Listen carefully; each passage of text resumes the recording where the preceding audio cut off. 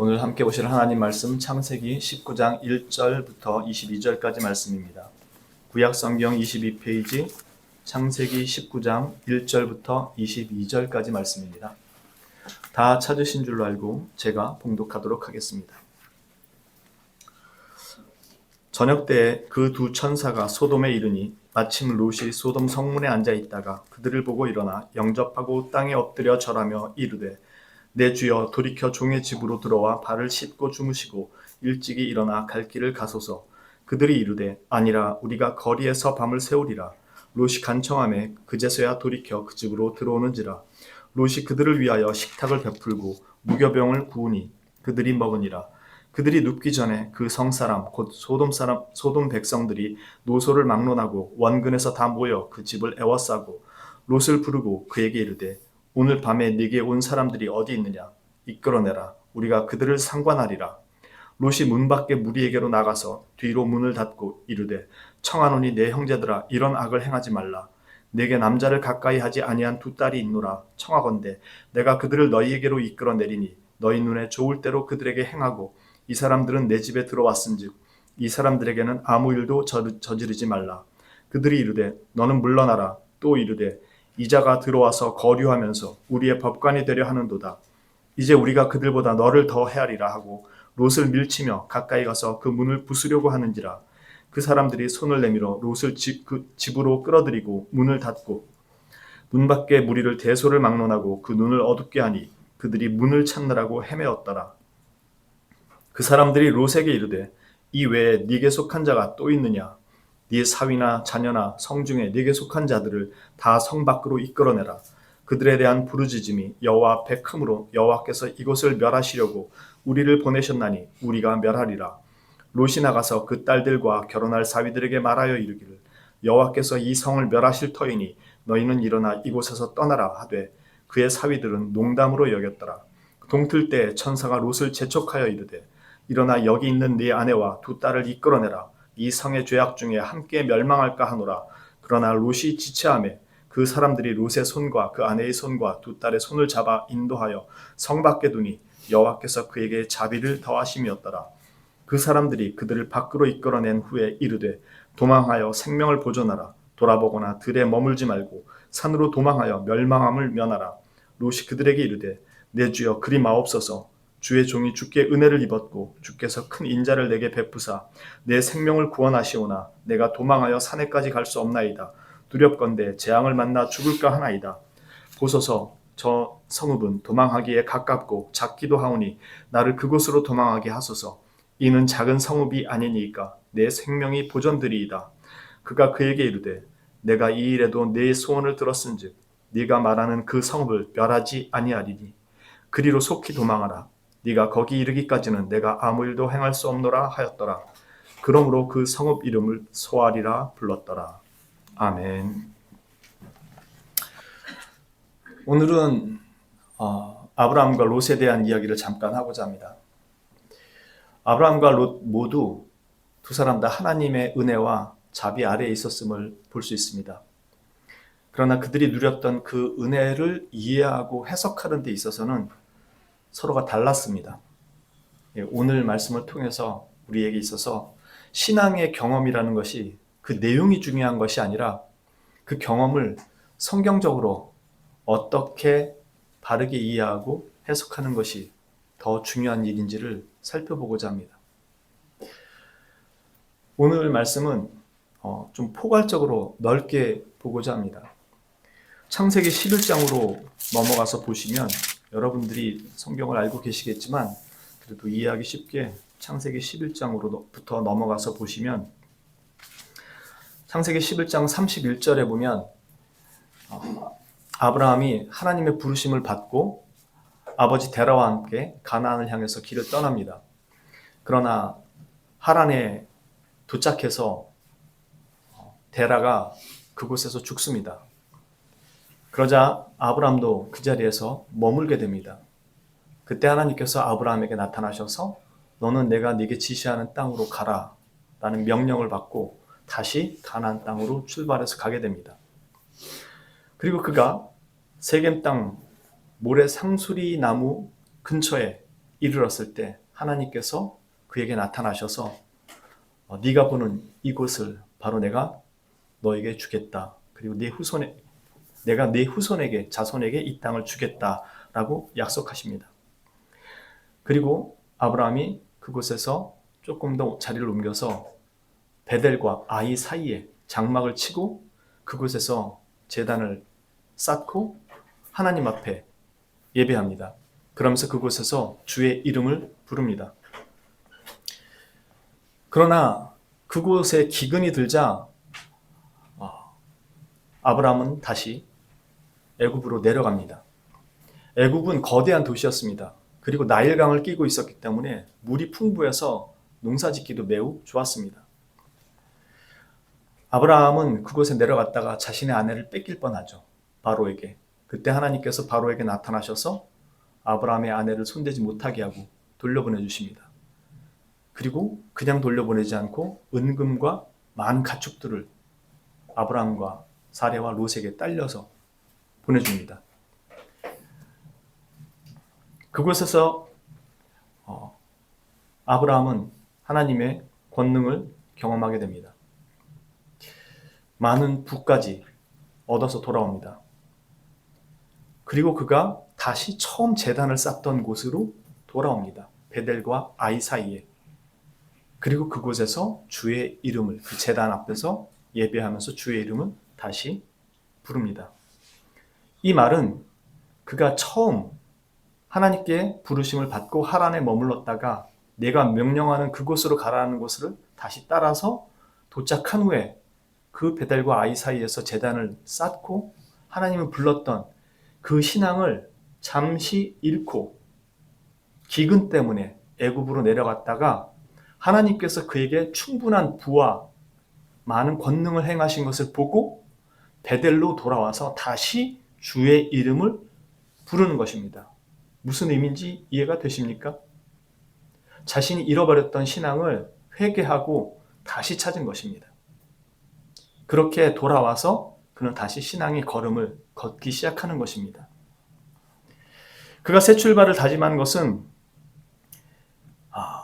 자신이 애굽에서 내려가서 오히려 애굽 내려갈 때는 기근 때문에 하나님이 약속의 땅이라고 주셨던 그 땅에 머물지 못하고 기근 때문에 애굽으로 내려갔다가 많은 부와 하나님의 권능을 보고 돌아왔을 때 그가 베델에서 느낀 건 자기가 잘해서 그 부를 받은 것이 아니라는 것을 안 것입니다. 즉 하나님의 부르심을 받아서 베델까지 왔을 때 그곳에서 하나님에 대한 막연한 그 신앙을 가지고 있던 그가 기근이 들자 걱정이 되니까 먹고 살기 때문에 풍요로운 땅 애굽으로 내려갔던 겁니다. 그런데 그곳에서 바로한테 자기 아내를 누이라고 속이고 그냥 넘겨버립니다. 그런데 하나님은 아브라함을 혼내는 게 아니라 바로를 혼내고 아브라함에게 오히려 많은 부를 얻을 수 있게 하신 다음에 다시 돌려보낸 거예요. 그리고 아브라함은 베델에 와서 회개하면서 자신이 잘못됐음을 깨닫고 하나님을 찾았다라는 것은 그 부가 자신이 잘했고 인정받을 만한 일을 했기 때문에 그 부를 축적할 수 있었다라는 것이 아니라는 것을 고백했다라는 뜻입니다. 그는 애굽으로 내려간 일이나 애굽에서 받았던 것이 잘한 것이 아니었죠. 자기 아내를 누이라고 자기 목숨 연명하려고 거짓말했었고 그렇게 얻은 부도 자기가 정당하게 받을 수 있었던 것이 아니었고 오직 하나님이 채워주셨던 것이었죠. 그래서 그는 베델에 돌아와서 하나님이 어떠한 하나님인지를 부분적으로 알게 된 것입니다. 즉 그에게 부를 주실 수 있는 하나님이라는 사실과 그가 잘한 것이 아님에도 그를 돌봐주셨던 하나님과 바로 그 어마어마한 크기의 피라미드가 있는 그 땅에 가서 그가 보았을 그 두려움과 위험, 그 앞에서 오히려 그 바로가 그곳에서는 신과 같은 존재였으니까 그 바로를 단번에 제압하시고 꺾으시는 그 하나님의 권능을 보고 이제 아브라함은 자신이 하나님에 대한 불신앙을 가지고 있었다라는 사실을 깨닫고 지금 다시 처음 제단 쌓던 곳에 와서 회개했던 것입니다. 그리고 하나님께서 그들에게 주신 그 부로 말미암아 두 사람이 한 곳에 머물 수 없게 됩니다. 그래서 13장에 가서 보시면 아브라함과 조카 롯이 그 땅에 같이 머물 수 없다라고 이야기합니다. 왜냐하면 너무나 많은 가축들이 있었기 때문에. 그래서 아브라함이 그 롯에게 땅을 선택할 수 있는 선택권을 줍니다. 자신이 먼저 선택권을 가질 수도 있었지만 롯에게 원하는 지역을 가질 수 있는 선택권을 내줍니다. 그것은 그가 그 기근 때문에 가나안 땅을 떠나서 애굽 땅으로 내려가서 경험하게 됐던 그 일련의 사건들로 하여금 하나님의 권능과 그 약속에 따른 그 땅에 대한 신뢰를 비로소 가질 수 있게 되었다라는 그 믿음을 보여주는 것이었습니다. 아직은 하나님에 대한 완전한 그 이해가 없었기 때문에 온전한 신뢰가 다 자리 잡은 것은 아니었지만 그가 경험하는 하나님을 조금씩 알아가게 되면서 가지게 되는 믿음이었습니다. 그가 지금 조카 롯과 나누어 가지는 땅은 자신이 하나님께 받았던 약속받았던 그 땅이고 그 땅에 얼마 전에 기근이 들어서 그 땅을 자신의 의지로 직접 떠났던 바로 그 땅입니다. 언제 다시 기근이 들지 모르는 땅이에요. 아브라함은 바로 그 땅으로 다시 돌아온 것이고 그 땅 앞에서 하나님께 찬양과 경배를 드렸고 그 땅에 롯에게 그 땅이 언제든지 다시 기근이 들 수 있는 땅이라는 걸 알았기 때문에 자신의 선택권을 먼저 가져야 마땅했음에도 롯에게 네가 보기에 좋은 땅으로 가라 라고 선택권을 내준 것입니다. 왜냐하면 그 기근이 들었던 땅을 내려갔다가 올라오는 모든 과정 속에서 그것이 그에게 문제가 되지 않는다라는 것을 깨달았던 것입니다. 그는 비록 기근이 또 들지라도 그 땅은 하나님께서 자신에게 약속하신 땅이 맞다는 것을 애굽의 사건들을 통해서 경험으로 깨달은 것입니다. 즉 하나님을 만나고 경험한 것들이 무엇인지를 해석하고 이해하기 시작한 것입니다. 그래서 롯에게 선택권을 줄 수 있었습니다. 반면에 롯은 약속의 땅보다 현실적인 땅이 더 직관적으로 자신의 눈에 들어왔습니다. 그가 서 있는 땅은 지금은 풍요로워 보이지만 이전에는 기근이 들었던 땅이었기 때문에 자기가 고생했던 그 땅임을 알고 있습니다. 그래서 그는 눈을 들어서 사방을 살펴보고 그 가운데서 가장 물이 넉넉하고 풍요로워 보이는 하나님의 동산 같고 자기가 머물렀던 애굽 같은 그리고 대도시로 서 있던 애굽처럼 대도시였던 그 땅을 보게 됩니다. 그리고 그 땅, 곧 요단 동편에 있는 소돔과 고모라 땅으로 갑니다. 신앙이 없는 사람들도 소돔과 고모라에 대해서는 많이 들어봤을 겁니다. 롯의 아내가 탈출하다가 뒤로 돌아봐서 소금 기둥이 되었다라는 이야기를 교회를 잘 안 다녔던 사람들도 알 만큼 유명한 얘기죠. 아브라함은 대도시 애굽에서 그가 생각했던 그 풍요와 부라는 것이 하나님의 손에 있다는 것을 경험해서 알게 됐고 그 경험은 그로 하여금 하나님께 대한 순종으로 이어지게 하는 교훈이 되었습니다. 그에게 부는 하나님의 주권 아래에 있다는 것을 본 것입니다. 그래서 부요해지기 위해 하나님을 믿고 순종하는 것이 아니라 즉 우리가 흔히 하는 기복신앙, 먹고 사는 데 있어서 풍요를 얻기 위해서 하나님을 믿고 신이란 존재를 믿고 순종하는 것이 아니라 순종하는 자리에 하나님의 은혜가 있다는 것을 깨닫게 된 것입니다. 자신이 경험한 신앙의 이 경험이 뭘 얼마나 얻었느냐가 중요한 것이 아니라 그 얻은 것을 그가 어떻게 해석하고 있느냐가 그의 삶을 바꿔놓고 있다는 것입니다. 물론 아브라함은 이 사건으로 아주 깊은 신앙의 자리에 올라선 것은 아니지만 이전과는 다른 그의 신앙의 성장이 있습니다. 그리고 계속해서 그는 신앙의 성장의 자리로 옮겨가는 것을 보게 됩니다.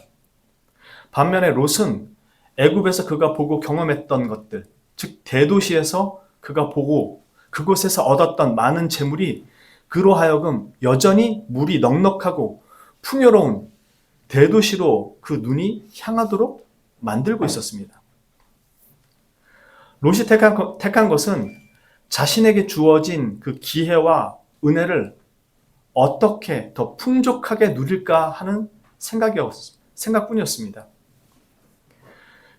그가 자신에게 준 그 복과 은혜가 바로 이 부와 풍요라고 생각한 것이었습니다.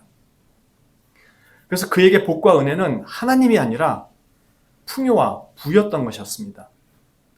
아브라함이 경험했던 것과 그리고 그 경험을 해석하는 것과 롯이 경험했던 것과 그것을 해석하는 것이 다른 겁니다. 그래서 그는 눈을 들어서 풍요가 보장될 수 있을 그 땅으로 걸음을 옮겨갑니다. 그러나 그는 그 땅으로 들어가서 얼마 안 있어서 어려움을 경험하게 됩니다. 13장에서 아브라함과 둘이 헤어진 다음에 14장에 가면 전쟁이 일어납니다. 전쟁으로 인해서 롯이 포로로 끌려가게 됩니다. 그리고 18장 이후에 이 기록을 통해서 보면 롯이 그 땅에 들어갔을 때 그곳 사람들 사이에서 나름의 자리를 가지고 있었던 것을 보게 됩니다. 그건 아마도 그가 그 땅으로 들어간 이후에 전쟁이 나고 아브라함이 가서 그를 그 포로된 상황에서 구출해 내면서 롯과 함께 포로로 끌려갔던 그 사람들도 다 돌아오게 되죠. 그 땅 사람들, 소돔과 고모라의 땅 사람들도. 그걸 통해서 롯이 그 땅에서 가지고 있었던 자신의 부유한 재산도 있었고 아브라함을 통해서 본 그의 어느 정도의 그 능력도 사람들이 보았기 때문에 롯은 그곳에서 유지처럼 아마 생활을 하고 있었던 것으로 보입니다. 그 18장 이후에 여러 가지 내용들을 살펴보면 롯이 그곳에서 나름의 위치를 가지고 있었다는 것을 알 수 있고 심지어 그들을 재판하는 자로서 그들 가운데 있었다는 것을 알 수 있습니다. 그리고 이제 여러 사건을 지나서 18장에 오면 하나님께서 천사와 함께 아브라함을 찾아오시고 소돔과 고모라를 멸하실 것에 대해서 알려주십니다. 그때 아브라함은 그곳에 거류하고 있던 롯을 생각하면서 하나님께 은혜를 구합니다. 그리고 하나님께서는 의인 10명만 있어도 그것을 멸하지 않겠다라는 약속을 줍니다. 그런데 결과적으로 그 땅은 하나님의 심판을 받습니다. 예레미야 5장 1절에 보면 이렇게 말씀합니다. 예루살렘에 대해서 말씀하시기를 정의를 행하고 진리를 구하는 자 한 사람이라도 찾으면 이 성읍을 용서하리라. 근데 그 한 사람이 없어서 예루살렘은 멸망합니다. 이 소돔과 고모라도 의인이 없었기 때문에 결국 멸망했다는 뜻입니다. 바꿔 말하면 롯은 아브라함의 간구와 그로 인한 하나님의 자비로 인해서 구원을 받은 것입니다. 그 사람이 의인이어서가 아니고 14장 사건을 통해서 볼 수 있듯이 롯은 이미 아브라함 덕분에 그곳에서 나름의 유지로 생활하고 있습니다. 그런데 그 땅에서 그의 선한 영향력은 별로 찾아볼 수 없습니다. 그 소돔과 고모라 땅이 워낙에 죄악된 땅이라서 그랬던 것도 있지만 그가 그들에게 끼칠 만한 선한 영향력이 그다지 없었던 까닭이기도 합니다. 그 이유는 그 자신이 그런 신앙을 가지고 있지 못했기 때문입니다. 롯이 누렸던 모든 은혜는 사실 그가 잘해서 얻은 것이 아니라 그가 아브라함과 함께 있었기 때문에 누릴 수 있었던 것 뿐이었습니다. 그는 하란에서부터 아브라함을 따라왔고 그 과정에서 그가 많은 것들을 얻고 누릴 수 있었습니다. 그의 정점은 애굽에서 돌아와 아브라함과 헤어지기 직전까지였습니다. 그가 한 건 아무것도 없었습니다. 그냥 아브라함 따라다니면서 그 은혜로, 그 덕택으로 많은 걸 누렸을 뿐입니다. 서로가 한 땅에 거할 수 없을 만큼 풍요로웠던 그였지만 그가 아브라함과 서로 헤어져서 자기 땅을 찾아서 떠나는 순간 그때부터 그는 모든 어려움에 직면합니다. 그리고 그 모든 어려움 때마다 그를 도와주고 구해줬던 것은 아브라함이었습니다. 전쟁 때에도 그랬고 지금 소돔과 고모라 땅이 멸망을 받을 때에도 그랬습니다. 그는 애굽에서 돌아온 이후에도 여전히 아브라함과 달리 대도시에 대한 그 갈망과 그 풍요를 버리지 못했습니다. 풍요함을 버리지 못했습니다. 그는 그 문제로 인해서 하나님을 온전하게 바라볼 수 없었던 것입니다.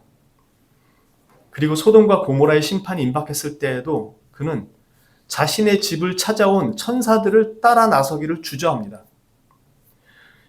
여기서 잠깐 롯이 자신의 집에 방문한 천사들을 대신해서 딸들을 내어주는 사건이 나오죠. 이 부분에 대해서는 해석이 분분합니다. 즉 롯이 그 소돔과 고모라 땅에 있으면서 그들과 동화되었다고 생각하는 학자들도 있고요. 저는 또 다른 편에 있다고 봅니다. 롯이 그의 딸들을 내어줬던 것은 그 사람들의 행위가 악하다는 것을 알고 있었어요. 분명히 형제들아 너희가 이런 악을 행하지 말라라고 얘기하죠. 지금 소돔과 고모라 땅 사람들이 지금 롯의 집에 찾아와서 하는 게 뭐죠? 지금 너희 집에 들어온 두 사람, 그 사람을 우리한테 내놔라. 우리가 그 사람과 밤새 성관계를 가질 것이다. 동성애를 하겠다라는 거였죠. 그만큼 타락한 상황에 있는 그 땅에 대해서 롯이 분명히 얘기합니다. 내 형제들아, 이런 악을 행하지 마라. 그러니까 롯은 그게 악이라는 걸 알고 있습니다. 그 사람들하고 완전히 동화된 삶을 사는 사람이 아니었어요. 그래서 그들 가운데 재판관으로 있었다고 얘기를 하고, 그런데 그가 딸들을 내어줬다?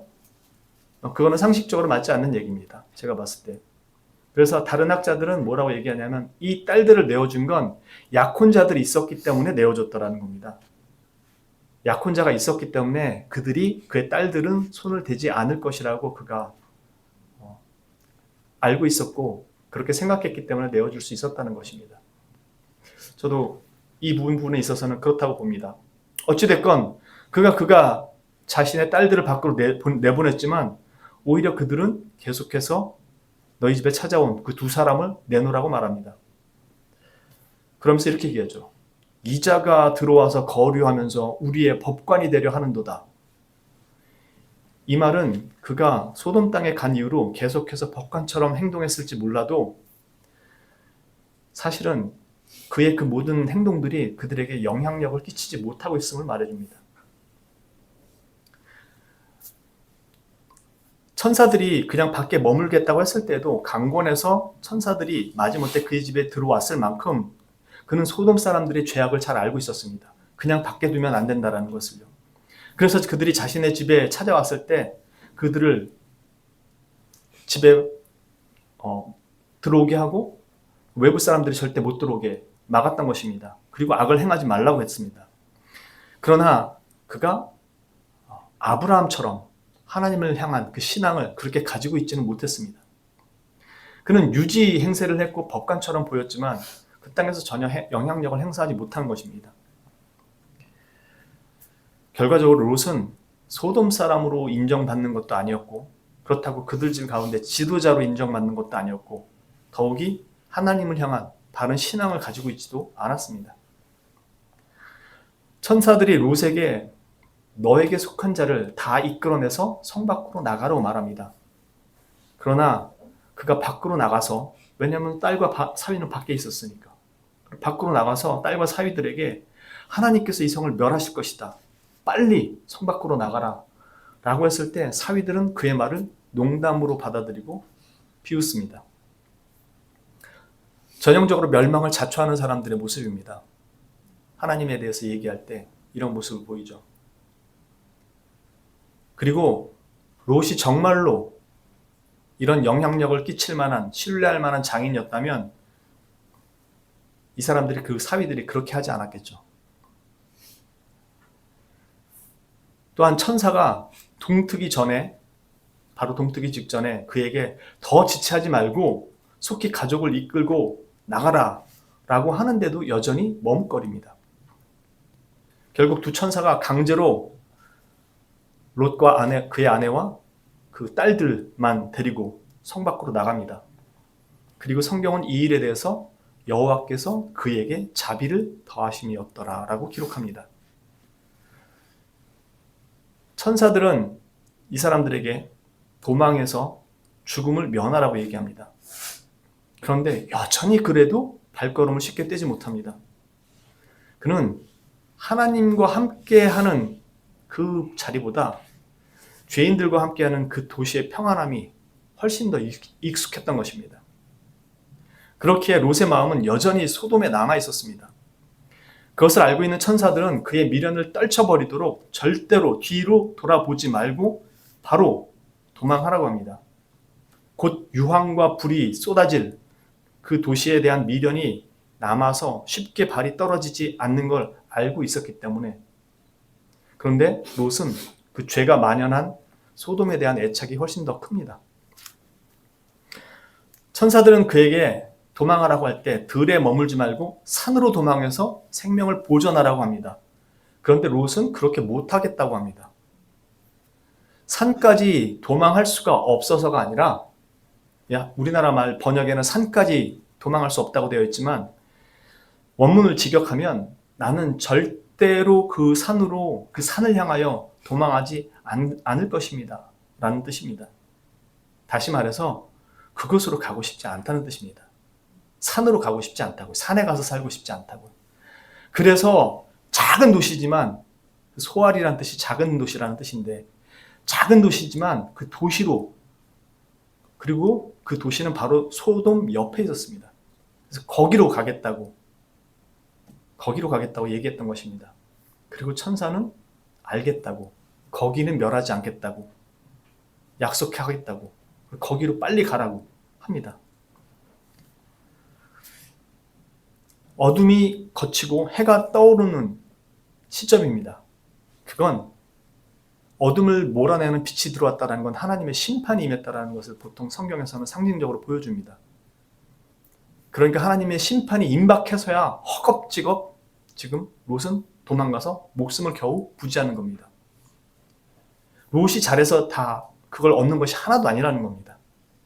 오로지 아브라함이 간구했던 것과 하나님이 아브라함의 약속을, 아브라함의 그 간구를 듣고 자비를 베풀어 주셨기 때문에 그가 살아날 수 있었던 것입니다. 그러나 롯의 아내는 그 소돔에 대한 미련을 버리지 못해서 뒤돌아보고 결국 소금 기둥이 됩니다. 롯 역시도 소돔 사람들의 악은 비판했지만 그럼에도 여전히 그 도시를 떠나지 못합니다. 마음이 거기에 있습니다. 마치 교회는 출석하지만 신앙인으로는 살아가지 못하면서 여전히 죄가 만연한 곳에서의 삶을 더 좋아하고 그 삶에 더 익숙한 사람들의 모습 같습니다. 오늘날 많은 교인들이 교회는 출석하는데 마음은 여전히 저쪽에 있는 것과 똑같습니다.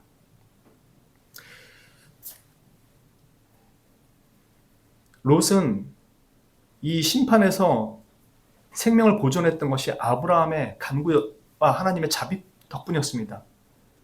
그럼에도 그는 여전히 그 소돔에 대한 미련을 떨쳐버리지 못하고 결국 소알이라는 곳으로 간 것입니다. 그 결과가 어땠나요? 롯의 결말은 자신의 딸들과 동침하는 결과를 낳게 됩니다. 끔찍하고 수치스러운 일이 일어난 겁니다. 그 딸들이 롯에게 배운 것이 그 수준이었던 겁니다. 그렇게 자신의 소견에 옳은 대로 행하는 신앙에 불과했던 것입니다. 그가 소알에 머물기를 왜 두려워했는지는 명확하게 나오지 않지만 롯은 소알로 피했지만 소알에 머물기를 두려워합니다. 그리고 다시 산에 있는 굴로 도망을 갑니다. 분명 하나님은 소알은 멸망시키지 않겠다고 약속을 하셨던 겁니다. 그런데 두려워서 산으로 도망갑니다. 그에게는 하나님의 약속에 대한 믿음보다 두려움만이 이제 남아 있습니다. 하나님에 대한. 그것이 그가 하나님에 대해 알고 생각하는, 그가 경험한 하나님의 전부인 겁니다.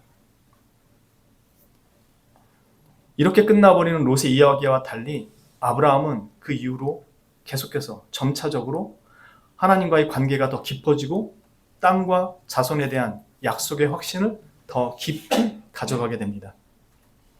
아브라함은 자신의 지역 사람들과 동맹을 맺을 만큼 신뢰를 얻었고 그래서 전쟁에 잡혀갔던 조카를 구해낼 수 있었습니다. 하나님의 말씀을 따라서 서툴지만 신앙의 걸음을 한 걸음씩 내딛기 시작하고 그렇게 걸어가고 있었습니다. 하나님께서 그와 할례의 언약을 세우셨고 이삭을 약속했고 아비멜렉은 그가 하나님과 함께하고 있다는 것을 보았고 주변의 많은 사람들이 그를 함부로 대할 수 없게 하셨습니다. 롯은 하나님께 많은 복과 은혜를 받지만 그것이 그가 의인이어서가 아니라 아브라함과 함께함으로 받았던 것을 잘 몰랐습니다. 마치 우리가 많은 것들을 은혜 가운데 누리고 있다고 우리는 생각하지만 그것이 내가 잘하고 있다고 인정받은 것이 아니라는 겁니다. 아브라함이 애굽에 내려가서 받아갖고 온 다음에 아브라함이 내가 잘해서 받은 게 아니었다라는 것을 깨달았다라는 것은 우리로 하여금 우리 신앙에서 우리가 얻고 누리는 것들이 내 신앙을 입증해주는 그 결과물이 아니라는 것입니다. 하나님의 은혜와 자비가 있기 때문에 내가 여기까지 오고 있는 거고 정말 눈곱만큼 아주 작은 그 신앙, 그거 하나도 하나님께서 긍휼히 여기시고 은혜를 베푸시는 겁니다. 그런데 전부 다 간증을 하는 것 보면 다 자기가 잘해서 받은 얘기예요. 우리가 잘해서 받은 것 하나도 없습니다. 우리가 하나님 앞에 받은 것 중에 가장 큰 건 주 예수 그리스도입니다. 그분의 피, 그분의 생명이 우리가 받은 가장 큰 겁니다. 나는 내가 살기 위해서 그분을 죽인 겁니다. 내 손으로 십자가에 못 박아서. 그게 내 신앙이 되지 않으면 우리 신앙은 다 가짜입니다. 기독교는 사상과 가치를 가진 종교가 아닙니다. 기독교에서 그리스도라는 분을 빼고 선과 자비와 은혜와 사랑과 나눔 같은 걸 아무리 떠들어도 기독교는 성립이 안 돼요. 왜냐하면 기독교는 예수 그리스도의 죽음이라는 그 대속 그 위에 세워진 종교입니다. 예수 그리스도라는 분이 없으면 기독교라는 것 자체가 세워질 수가 없어요. 왜냐하면 사랑을 나누는 게 기독교가 아니기 때문입니다. 기독교는 하나님 앞에서 우리가 범죄한 죄인으로 영원한 진노와 저주 가운데서 형벌 가운데 놓여있는 존재인데 그게 그리스도의 죽음으로 말미암아 우리가 구원을 받는다라는 것. 그래서 기독교입니다. 그리스도교. 예수 그리스도를 믿는. 그래서 그분의 나눔, 평화, 사랑, 온갖 그럴듯한 말을 갖다 붙여도 그게 기독교의 실체가 아닙니다.